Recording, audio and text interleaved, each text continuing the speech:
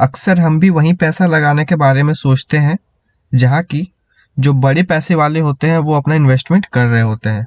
जैसा कि मान लेते हैं कि अगर हमें पता चल जाए कि अंबानी ने अभी हाल फिलहाल में ही अपने पोर्टफोलियो में अल्ट्राटेक का जो स्टॉक है, अल्ट्राटेक का जो शेयर है वो ऐड किया है, तो जितने भी लोग होते हैं रिटेल इन्वेस्टर्स खासकर, वो अल्ट्राटेक को अपने पोर्टफोलियो में ऐड करने में लग जाते हैं। ठीक उसी तरह अगर हमें न्यूज़ ये मिल जाती है कि राकेश झुनझुनवाला साहब ने HCL का जो स्टेक था अपने पोर्टफोलियो में उसे सेल कर दिया, तो जितने भी रिटेल इन्वेस्टर्स होते हैं जिनके पोर्टफोलियो में HCL का स्टेक पड़ा रहता है वो भी सेल करने लगते हैं, क्योंकि उन्हें लगता है कि अरे वो तो बड़े पैसे वाले हैं, उन्होंने अगर ये डिसीजन लिया है तो काफ़ी सोच समझ के लिया होगा।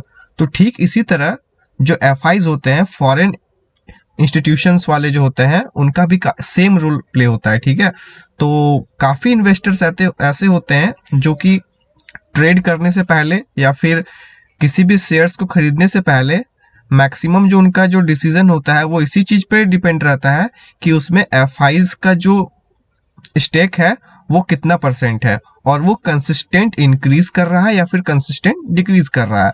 तो फ्रेंड्स, मैं सुमन चौबे आप सबका अपने यूट्यूब चैनल में स्वागत करता हूं। आज हम ऐसे 5 बड़े कंपनियों के बारे में बात करेंगे जिसमें कि जो FIs हैं, फॉरेन इंस्टीट्यूशंस जो है, वो अपना स्टेक कंसिस्टेंटली घटा रहे हैं, यानी कि कंसिस्टेंटली वहां से वो अपना जो स्टेक है वो सेल आउट कर रहे हैं। ठीक है, तो जो सबसे पहले नंबर पे आता है वो है अल्ट्राटेक सीमेंट।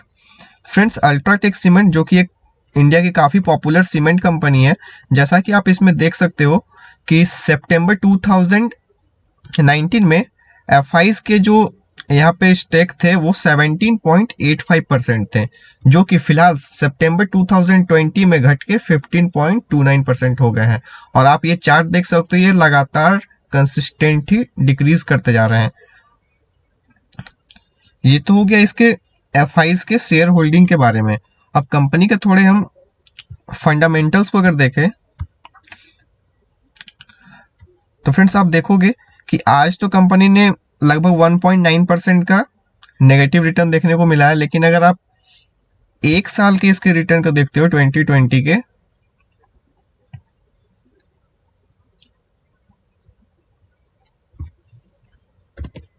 तो आप देखोगे कि अल्ट्राटेक ने एक साल में 30.15% का रिटर्न देखने को मिला है।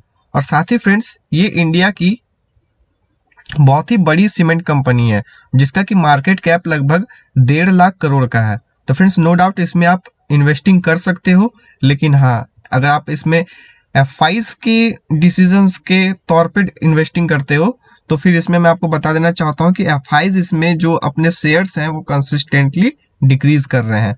बाकी अगर आप कंपनी के आप फाइनेंशियल ट्रेंड को देखते हो तो कंपनी 2017 से लेकर अभी तक कंसिस्टेंट है अपने रेवेन्यू को इंक्रीज करने में, और साथ ही उनका प्रॉफिट भी जो है वो काफी कंसिस्टेंट है। अब चलते हैं हम दूसरे कंपनी पे जो कि है, वो भी इंडिया की काफी नामी कंपनी है, HCL टेक्नोलॉजीज। तो फ्रेंड्स, जैसा कि आप इसमें भी देख सकते हो कि इसमें जो FIs के स्टेक थे वो जून 2019 में देखोगे तो 28.63% थे। ठीक है, जो कि दिसंबर 2019 में घट के 27.66% हो गए और फिलहाल सितंबर 2020 में ये 24.92% रह गया है। तो आप इसमें ये देख सकते हो कि जो FIs है वो HCL में अपने स्टेक को कंसिस्टेंटली सेल आउट कर रहे हैं। ठीक है, लेकिन फ्रेंड्स आप सबको पता है कि HCL इंडिया की एक काफ़ी बड़ी कंपनी है, और हम चलिए इसके थोड़े फाइनेंशियल ओवरव्यू को देखते हैं। अगर आप इसके फाइनेंशियल ओवरव्यू को देखोगे तो सिर्फ इस साल 2020 में कंपनी ने आपको 66.18% का हेवी रिटर्न देखने को मिला है। यानी कि फ्रेंड्स आप अंदाजा लगा सकते हो कि आपका जो पैसा है वो मात्र एक साल में कंपनी ने डबल करके दिया है। तो आप इससे ही अंदाजा लगा सकते हो कि ये काफी दिग्गज कंपनी है इंडिया की। और इतना ही नहीं, कंपनी का जो मार्केट कैप है वो है लगभग 2.5 लाख करोड़। ठीक है, सॉरी 2.5 नहीं, 2.5 लाख करोड़। तो इससे आप अंदाजा लगा सकते हो कि कंपनी इंडिया की जो है काफी रेप्यूटेड कंपनी है और काफी बड़ी कंपनी है। और साथ ही अगर आप फाइनेंशियल ट्रेंड को देखते हो कंपनी के, तो इनका जो रेवेन्यू है वो तो कंसिस्टेंटली इंक्रीज कर ही रहा है, साथ साथ इनका जो प्रॉफिट है वो भी हर साल कंसिस्टेंट है इंक्रीज करने के मुकाबले। ठीक है, अब देख सकते हो 2017 में इनका प्रॉफिट 8.60 था, वैसे 2018 में इनका 8.72 करोड़, 2019 में 10.11 एंड वही 2020 में आप देखोगे तो 11.05 करोड़। यानी कि इनका प्रॉफिट जो है वो year per year consistently increase कर रहा है। तो अगर आप इसमें भी इन्वेस्टिंग करना चाहते हो तो विदाउट डाउट आप इजिली आराम से एकदम बेझिझक कर सकते हो। ये मेरा एडवाइस है, कोई मतलब मैं आपको सजेशन नहीं दे रहा हूँ, ये मेरा एडवाइस आप ले सकते हो। ठीक है, बाकी अगर आप एफआईज के पॉइंट ऑफ व्यू से अगर इन्वेस्टिंग करते हो तो मैं इसमें भी बता देता हूँ कि आपके इसमें जो एफआईज के स्टेक्स हैं वो कंसिस्टेंटली डिक्रीज कर रहा है। वो क्यों कर रहे हैं ये तो वही जानते हैं। फिर चलते हैं अपने नेक्स्ट कंपनी पे जो कि है अशोक लेलैंड। ठीक है, अशोक लेलैंड भी इंडिया की एक काफी नामी कंपनी है। ठीक है, इसमें भी आप देख सकते हो जो एफआईज हैं वो अपने स्टेक्स को काफी तेजी से कंसिस्टेंटली डिक्रीज कर रहे हैं, क्योंकि आप देखिए जून में आप देखोगे कि इसमें अब कंपनी का 18.75% स्टेक था। ठीक है, जो कि दिसंबर 2019 में बढ़ के 19.24% हो गया था।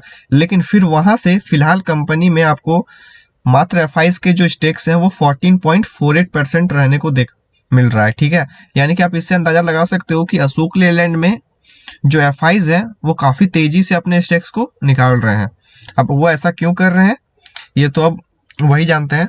अब हम चलते हैं थोड़े कंपनी के ओवरव्यू की ओर। तो फ्रेंड्स, अशोक लेलैंड इंडिया की काफी बड़ी कंपनी है जो कि ट्रक्स एंड बसेस में डील करती है। यानी कि इन अशोक लेलैंड के आपने बस और ट्रक तो देखे ही होंगे। और फ्रेंड्स साथ ही साथ कंपनी जो है लगभग 28,000 करोड़ का मार्केट कैप है। ठीक है, अशोक लेलैंड का जो मार्केट कैप है वो लगभग 28,000 करोड़ का है। वहीं अगर हम थोड़ा फाइनेंशियल ट्रेंड की ओर चलते हैं तो आप देखोगे कि 2017 से 2019 तक अगर आप फाइनेंशियल ट्रेंड देखते हो तो आपको इसमें रेवेन्यू और साथ साथ प्रॉफिट दोनों कंसिस्टेंटली इंक्रीज करता हुआ मिलेगा। लेकिन 2020 में जो रेवेन्यू है और साथ ही साथ प्रॉफिट वो दोनों आपको डाउन देखने को मिलेगा। तो फ्रेंड्स इसका एक रीजन ये भी हो सकता है कि इस बार तो पैंडेमिक के कारण काफी सेल्स कम रहे थे गाड़ियों के, ट्रक्स एंड बसेस के भी ऑब्वियस सी बात है कि सेल्स कम रही होंगी। इसी कारण अशोक लेलैंड के जो 2020 के फाइनेंशियल ट्रेंड है वो आपको थोड़े डाउन देखने को मिल रहे हैं। बाकी कंपनी ओवरऑल गुड कंपनी है, इंडिया की ये भी एक रेप्यूटेड कंपनी है, तो आप इसमें भी इन्वेस्टिंग कर सकते हो। अब चलते हैं अपने नेक्स्ट कंपनी पे, तो जो कि है टाटा पावर।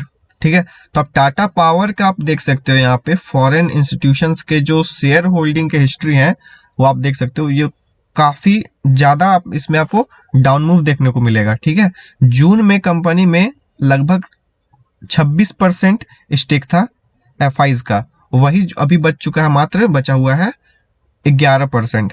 मतलब आप इससे अंदाजा लगा सकते हो कि लगभग 15% डाउन हो चुका है एक साल में।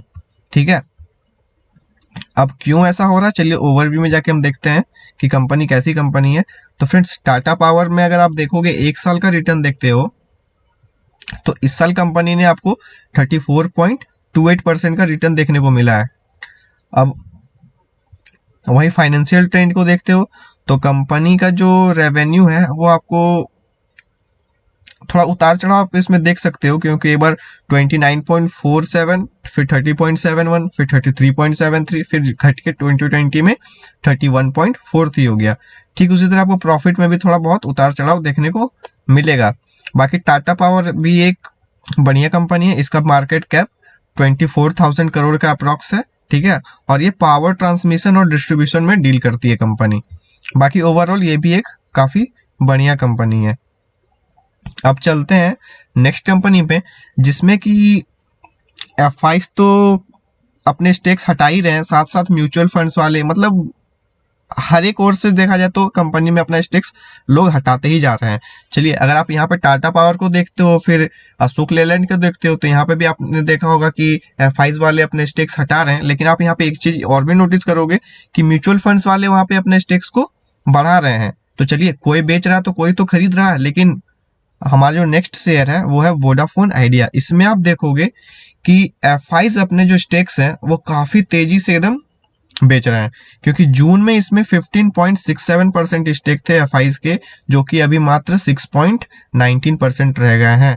साथ ही साथ इसमें म्यूचुअल फंड्स वाले भी अपने शेयर्स हटा रहे हैं, ठीक है। जो डोमेस्टिक इंस्टीट्यूशंस हैं वो भी अपने शेयर्स हटा रहे हैं, ठीक है। कंपनी में क्योंकि काफी कर्ज है और काफी कंपनी अभी डाउन मूव में आपको देखने को मिल भी रही है। एक बार चलिए देखते हैं ओवरव्यू में हम कंपनी के। तो आप देखोगे अगर हम एक साल के रिटर्न की बात करते हैं कंपनी का, तो इस साल तो कंपनी ने आपको 83.60% का रिटर्न दिया, लेकिन अगर हम 5 ईयर के वहीं पे देखते हैं तो आपको यहाँ पे -87.05% का डाउन मूव दिखेगा।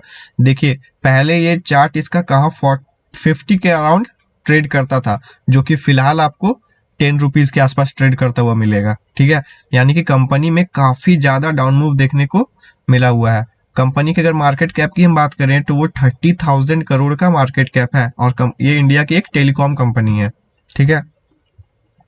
वहीं अगर फाइनेंशियल ट्रेंड को आप देखते हो तो वो भी आप मतलब काफी बुरा हालत है फाइनेंशियल ट्रेंड को लेकर भी।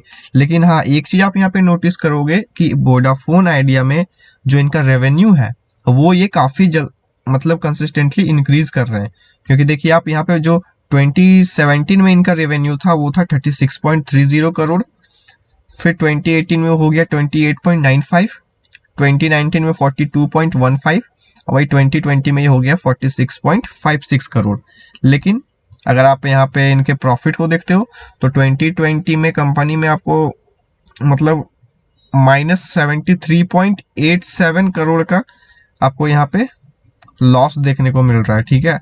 लॉस यानी कि सिर्फ रेवेन्यू कंसिस्टेंटली इंक्रीज नहीं कर रहा है फ्रेंड्स, इसका जो लॉस है वो भी कंसिस्टेंटली इंक्रीज करता हुआ आपको दिखेगा। देखिए पहले ये छोटा सा रेड कैंडल बना यहाँ पे, फिर यहाँ पे उससे थोड़ा बड़ा रेड कैंडल, और ये 2020 में और भी बड़ा रेड कैंडल। तो आप इसमें चाहो तो इन्वेस्टिंग या फिर ट्रेड जो भी करना चाहते हो आप कर सकते हो। बाकी ये थे 5 ऐसे कंपनी जिसमें एफआईज अपने स्टेक्स जो है वो कंसिस्टेंटली बेच रहे हैं या फिर कंसिस्टेंटली हटा रहे हैं, ठीक है। तो आज का वीडियो बस यहीं तक था। अगर आप मेरे चैनल पे नए हो तो चैनल को सब्सक्राइब जरूर कर लें, ठीक है। और अगर आपको वीडियो पसंद आया हो तो वीडियो को लाइक भी जरूर कर लें। तब तक के लिए thank you and good bye.